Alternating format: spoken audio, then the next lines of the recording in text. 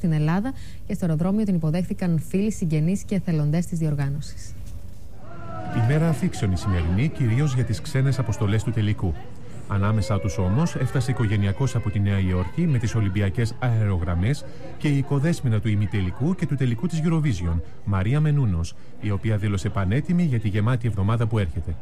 Είμαι ευτυχισμένη και χαρούμενη που έχω γυρίσει στην Ελλάδα με τους γονείς μου και τους φίλους μου. Εύχομαι να έχουμε πολύ ωραίο Eurovision this year. Εγώ και ο Σάκης να κάνουμε καλή δουλειά. Εθελοντές της διοργάνωσης την υποδέχτηκαν θερμά στο αεροδρόμιο, φωτογραφήθηκαν μαζί της και της πρόσφεραν ένα μπουκέτο με λουλούδια. Η προετοιμασία για τη Μαρία έχει ξεκινήσει εδώ και αρκετό καιρό. Παρ' όλα αυτά έχει άγχος. Λιγάκι, μόνο γιατί πρέπει να μιλήσεις στα γαλλικά και στα ελληνικά και όλα, μόνο γι' αυτό. Αλλά αλλιώς θα έχουμε πολύ καλή νύχτα και εύχομαι όλα να πάνε καλά. Παρ' όλα αυτά, μας έκανε μια μικρή επίδειξη των γαλλικών της. Bienvenue en Grèce. Bonjour. C'est fini. Η Μαρία θα ενταχθεί στο πρόγραμμα των εντατικών προβών από σήμερα το βράδυ, στο κλειστό γήπεδο του ΆΚΑ. Ο συμπαρουσιαστής της, Σάκης Ρουβάς, έχει ήδη ξεκινήσει την προετοιμασία για τον ημιτελικό και τον τελικό εδώ και αρκετές μέρες. Στο ΆΚΑ συνεχίζονται πυρετοδός οι πρόβες και οι προετοιμασίες και η Εμμανουέλα Αργίτη, που βρίσκεται εκεί και παρακολουθεί τα πάντα, θα μας μεταφέρει όλες τις πληροφορίες. Εμμανουέλα. Λένε από τις 7 το απόγευμα έχει ξεκινήσει η πρόβα παρουσίασης του ημιτελικού. Βρίσκεται σε εξέλιξη, βέβαια αυτή ακριβώς τη στιγμή έχουμε τύχει σε διάλειμμα, αλλά ούτως ή άλλως είναι αυστηρά τα μέτρα που λαμβάνουν οι διοργανωτές και δεν πρέπει να ξεφύγει στη δημοσιότητα καμία εικόνα, όπως ακριβώς έγινε και με την πρόβα του τελικού που δυστυχώς δεν μπορέσαμε να μεταδώσουμε.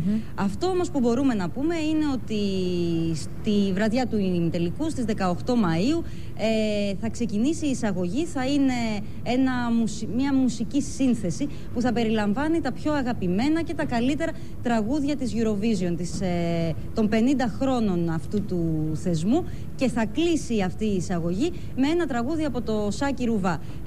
Οι δύο παρουσιαστές θα βρίσκονται στη σκηνή, πλαισιωμένοι από πάρα πολλούς χορευτές, και έτσι θα καλωσορίσουν την Ευρώπη και θα την υποδεχτούν εδώ στο Ολυμπιακό Στάδιο, από όπου θα πραγματοποιηθεί ο ημιτελικός. Εμμανουέλα, έχουμε μπει στην τελική ευθεία. Τι περιμένουμε από αύριο, λίγα λόγια?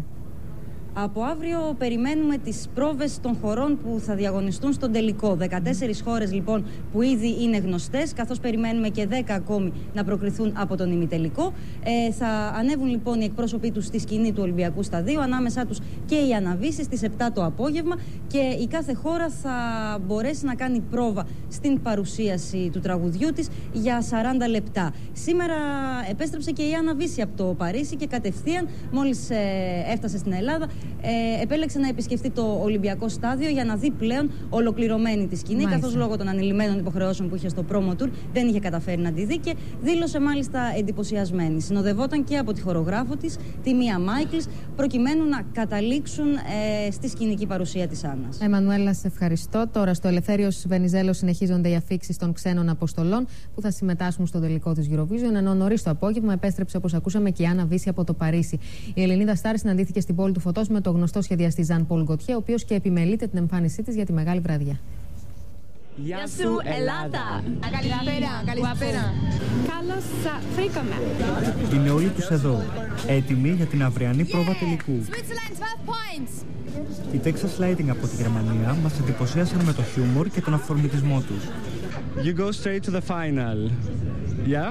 Yeah, but first we go to the hotel. Γυροβιζιονιστικό είναι από το πρωί το κλίμα στο Ελευθέριος Βενιζέλος, καθώς η Ελλάδα καλωσορίζει τις ξένες αποστολές του μεγάλου τελικού. Έχουμε ήδη υποδεχτεί τις χώρες της Κροατίας και της Ελβετίας, ενώ αδειμονούμε για την άφιξη της Άννας Βύση από το Παρίσι. Everything I have, everything you do.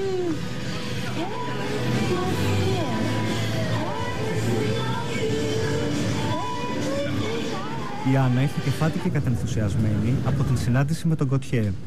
Πέτυχε και το κομμάτι και εμένα και τη στιγμή και είναι τέλειος. Τον ευχαριστούμε πάρα πολύ. Πάντως τα φορέματα του Γκοτιέ φέρνουν γούρι, με τελευταίο για την ώρα παράδειγμα την πασίγνωστη Ντάνα. Κάθε αποστολή αμέσως μετά την πρόβα της παραχωρεί συνέντευξη τύπου και το κλίμα είναι ήδη πανηγυρικό. Το Ολυμπιακό Στάδιο επισκέφθηκαν εντωμεταξύ η Μαρία Μενούνος αλλά και ο Ντούσαν Μπάγεβιτς για να παρακολουθήσει την πρόβα της Βοσνίας.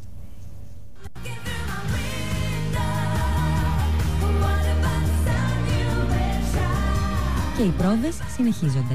Η ατμόσφαιρα στο Ολυμπιακό Στάδιο είναι γιορτινή. Οι συμμετέχοντες είναι περισσότερο ενθουσιασμένοι παρά αγχωμένοι.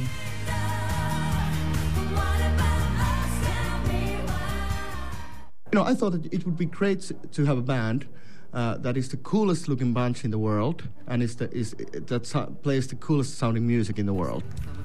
Είδαμε και τη νεότερη διαπιστευμένη. Η Σιμπέλ του Ζουν ήρθε στη συνέντευξη τύπου με τη μικρή της κόρη. Do you want to talk? Huh? I am your superstar. Hey. I think she's going to be an artist. Η αποστολή της Βοσνίας δέχτηκε μια ευχάριστη επίσκεψη.